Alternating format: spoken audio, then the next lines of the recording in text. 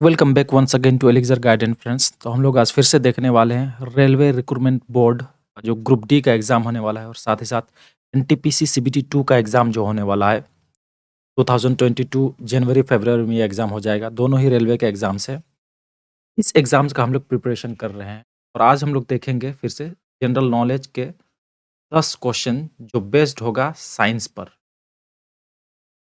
देखो, रेलवे का किसी भी एग्ज़ाम्स में ना साइंस का बहुत ही महत्वपूर्ण इंपॉर्टेंट रोल होता है, क्योंकि जनरल नॉलेज के क्वेश्चंस में साइंस का पोर्शन ज़्यादा रहता है नंबर ऑफ क्वेश्चंस में।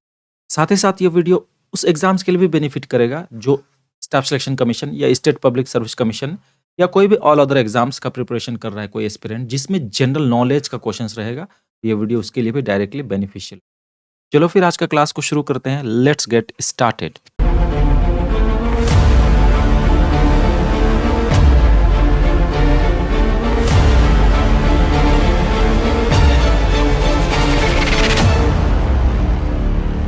So this is the very first question of today's session. Question देखो, इंग्लिश हिंदी दोनों में मैंने ट्रांसलेशन किया। What is the study of bird called? Study of bird को क्या कहते हैं, यानी कि पक्षियों का जो अध्ययन करते हैं, तो पक्षियों का अध्ययन को क्या कहते हैं? तो इसको कहते हैं ornithology. Option B is the right answer. कई बार इस क्वेश्चंस को एग्जाम में पूछा जा चुका है। देखो, ऑप्शंस में जितने भी यहाँ पर वर्ड्स दिख रहे हैं जैसे कि एंटोमोलॉजी, जब भी LOGY लॉजी वर्ड आता है ना किसी वर्ड के पीछे तरफ बाद में, तो आप समझ जाओ वो किसी ना किसी उस आगे तरफ वाला वर्ड का स्टडी का बात कर रहा होता है, अध्ययन का बात कर रहा होता है। जैसे यहाँ पर दिख रहा है एंटोमोलॉजी। एंटोमोलॉजी का मतलब होता है स्टडी ऑफ इंसेक्ट्स, यानी कीड़े मकोड़े का जो स्टडी करते हैं उसको कहते हैं एंटोमोलॉजी। ये भी एग्जाम्स में बहुत बार पूछता है। ऑर्निथोलॉजी तो बर्ड से रिलेटेड ही है, तो पता चल चुका। अब वीरोलॉजी देखो या वायरोलॉजी, जो ही प्रोनाउंसिएशन करें दोनों ही करेक्ट है। वायरोलॉजी यानी स्टडी ऑफ वायरस, वायरस बोले या वायरस से रिलेटेड कोई भी डिजीज जो होता है जैसे कि कोरोना वायरस भी। उसके बाद में हर्पेटोलॉजी, हर्पेटोलॉजी कहते हैं study of reptiles and amphibians. Amphibians मतलब उभयचर, जो जल और थल दोनों में रहता है, जैसे कि कोई मेढक। तो रेप्टाइल्स और एम्फीबियंस के स्टडी को कहते हैं हर्पेटोलॉजी। वायरस की स्टडी को कहते हैं वीरोलॉजी, और बर्ड्स की स्टडी को कहते हैं ऑर्निथोलॉजी, और इंसेक्ट्स के स्टडी को कहते हैं एंटोमोलॉजी। ये सभी एग्जाम्स में पूछे जा चुके हैं। Please note down this things and याद करने का कोशिश कीजिए। क्वेश्चन नंबर 2 को देखो। What is the full form of the index SPM in pollution? देखो, जब पॉल्यूशन को मेजर किया जाता है ना, जैसे कि दिल्ली में एयर पॉल्यूशन के लिए दिल्ली फेमस रहता है, वर्ल्ड का, सिर्फ इंडिया का नहीं बल्कि वर्ल्ड का मोस्ट पॉल्यूटेड सिटी में से एक है न्यू दिल्ली। तो दिल्ली में जो मतलब कोई भी सिटी में जब पॉल्यूशन को मेजर किया जाता है तो मेजर करते वक्त एक टर्म आता है SPM, आप सुने होंगे, न्यूज़ वगैरह में रहता है। तो SPM का फुल फॉर्म हमसे पूछ रहा है गिवन ऑप्शंस में क्या है, तो करेक्ट आंसर इसका बी होगा, सस्पेंडेड पार्टिकुलेट मैटर। SPM का मतलब, ठीक है, इसको तो आपको याद ही रखना होगा। अब क्या करें। नेक्स्ट क्वेश्चन देखो, number 3। The word radar is derived from. Radar word कहां से बना है, यानी कि सीधे सीधे आपसे यहां पर भी फुल फॉर्म ही पूछ रहा है, तो इसका करेक्ट आंसर होगा option D, radio detection and ranging. Radio का RA, रेडार का RA है, ठीक है।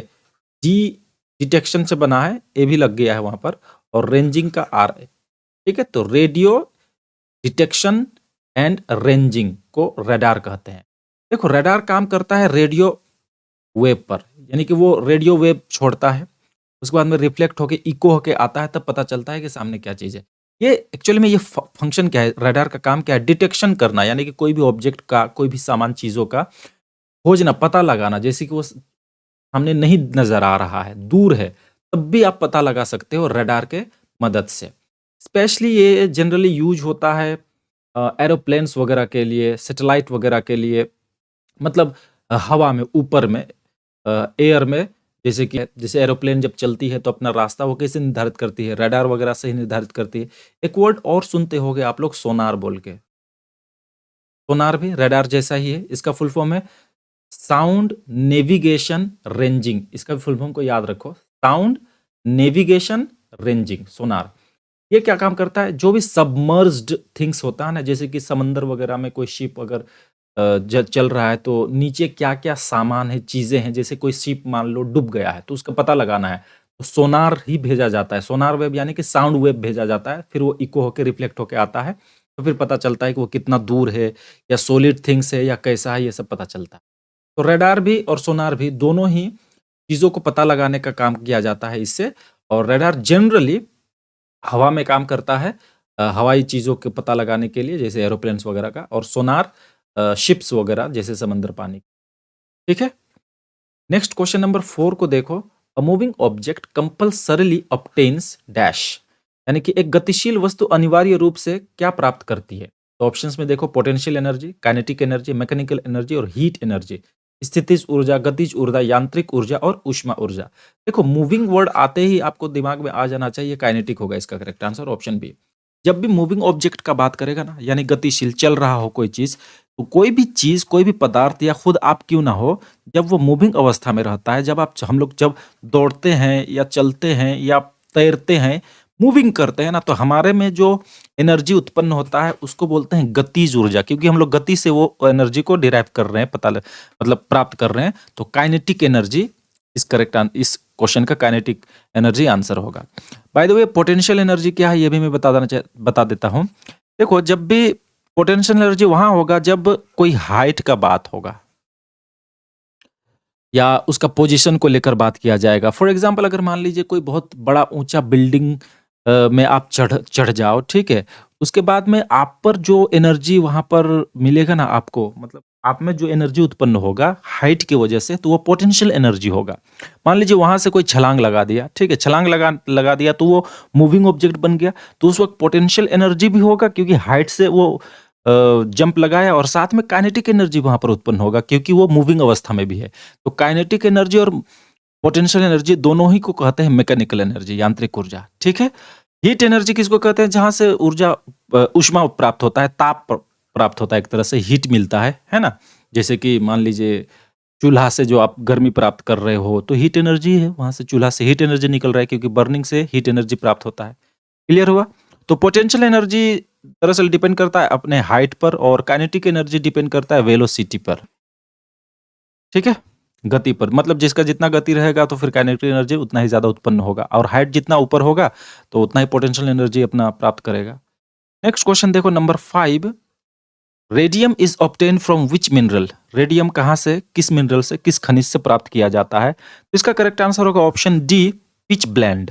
पिच ब्लेंड नामक जो रॉक होता है, पदार्थ होता है, उससे रेडियम प्राप्त होता है। दरअसल पिच ब्लेंड एक ओर है, और मतलब अयस्क। किसका ओर है मालूम है? ये ओर है यूरेनियम का, और ऑल टाइप का यूरेनियम ओर में रेडियम पाया जाता है। और इसका खोज किसने किया था? मतलब पिच ब्लेंड से रेडियम पता करना, खोज निकाला था किसने? ये किया था मैरी क्यूरी नामक एक वैज्ञानिक ने। मैरी क्यूरी, ठीक है। मैरी क्यूरी बड़ा फेमस एक वैज्ञानिक है, फीमेल है। इसका हस्बैंड का नाम है पेरी क्यूरी। तो पेरी क्यूरी और मैरी क्यूरी दोनों वाइफ हस्बैंड साइंटिस्ट थे, और दोनों को नोबेल प्राइज मिला था फिजिक्स में। किस लिए मालूम है? Study of radio activity. Radio activity का खोज के लिए, स्टडी के लिए मैरी क्यूरी को और उसका हस्बैंड पेरी क्यूरी को, और एक है हेनरी बैकरुले, ठीक है, अजीब सा नाम है उसका। तो इन तीनों को, Marie Curie, Pierre Curie, Henri Becquerel, इन तीनों को फिजिक्स में मिला था आपको स्टडी ऑफ रेडियो एक्टिविटी की वजह से नोबेल प्राइज मिला था फिजिक्स में। ठीक है, यहाँ पर ऑप्शन बी थोड़ा इंपॉर्टेंट हो जाता है, हेमिटाइट। हेमिटाइट दरअसल क्या है? हेमिटाइट भी ओर है, ठीक है, अयस्क है। किसका अयस्क है? आयरन का, मतलब लोहे का सबसे प्रमुख अयस्क हेमिटाइट ही। अच्छा, और बार बार आ रहा है, ये और का है, क्या है? अयस्क क्या है? देखो, हेमिटाइट मतलब आयरन तो एक रिजल्ट है ना, प्रोडक्ट निकलता है ना आयरन, तो आयरन कहीं से तो बनता है ना, वो रॉ मटेरियल में तो रहता है, तो उस वक्त वो हेमिटाइट नामक ओर से निकल के बनता है आयरन। जिस तरह से रेडियम कहां से बन रहा होता है? पिच ब्लेंड से। समझ में आ रहा है ना? नेक्स्ट क्वेश्चन नंबर 6 को देखो। What is the meaning of the scientific name homo? यहाँ होमो होगा, HOMO, होमोसेपियंस। होमोसेपियंस जो साइंटिफिक नेम है, इसका अर्थ क्या होता है? तो इसका अर्थ होता है बुद्धिमान आदमी, बुद्धिमान व्यक्ति, वाइज मैन या वाइज ह्यूमन, या इंटेलिजेंट मैन भी ऑप्शन में रहेगा तो चलेगा। Option C is the correct answer. Next question बोल रहा है कि which scientist had discovered X rays, X rays जानते हैं वाई किरणें, गामा किरणें, एक्स किरणें। तो उसी तरह एक्स रेज का डिस्कवर यानी खोज किसने किया था? तो इसका करेक्ट आंसर होगा ऑप्शन ए, विल्हेम रोएंटजिन। रोएंटजिन को याद रखो, ये ऑप्शन में अक्सर रहता है। यहाँ पर भी देखो मैरी क्यूरी आ गया, मैं तो डिटेल्स में इसका बात कर ही दिया। रेडियो एक्टिविटी के लिए इसको जाना जाता है और रेडियम का भी खोज किया था, पोलोनियम का भी खोज किया था, पोलोनियम। नेक्स्ट क्वेश्चन देखो, which organ of the body is associated with purification of blood, यानी कि खून यानी रक्त के शुद्धिकरण से संबंधित कौन सा अंग है मानव शरीर का? तो देखो ब्लड को फिल्टर कौन करता है? ये करता है किडनी। ऑप्शन सी इसका करेक्ट आंसर होगा, किडनी करता है। ठीक है, किडनी करेक्ट आंसर होगा इसका। नेक्स्ट क्वेश्चन देखो, insulin is a kind of, insulin एक प्रकार का है, क्या है? तो एक प्रकार ये हार्मोन है, तो हार्मोन इसका करेक्ट आंसर होगा। देखो इंसुलिन ये क्या करता है, हमारे खून में, ब्लड में ग्लूकोज जो होता है ना, जिसको हम लोग जनरली आम भाषा में शुगर बोल देते हैं, तो शुगर को नियंत्रण करता है, बैलेंस करता है। जब इंसुलिन का कमी हो जाता है ना, डेफिशिएंसी ऑफ इंसुलिन हो जाता है, उस वक्त एक बीमारी होता है, उसी को बोलते हैं हम लोग डायबिटीज,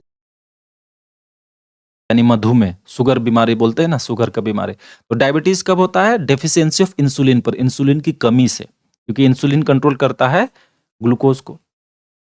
नेक्स्ट क्वेश्चन देखो, haemoglobin is an important component of, haemoglobin एक इंपॉर्टेंट कंपोनेंट है, घटक है एक किसका? तो व्हाइट ब्लड सेल्स का, यानी कि व्हाइट ब्लड सेल्स यानी श्वेत रक्त कणिका, रेड ब्लड सेल लाल रक्त कणिका, या प्लाज्मा का? तो ये घटक इंपॉर्टेंट घटक है ऑप्शन बी, यानी आरबीसी का, रेड ब्लड सेल्स का।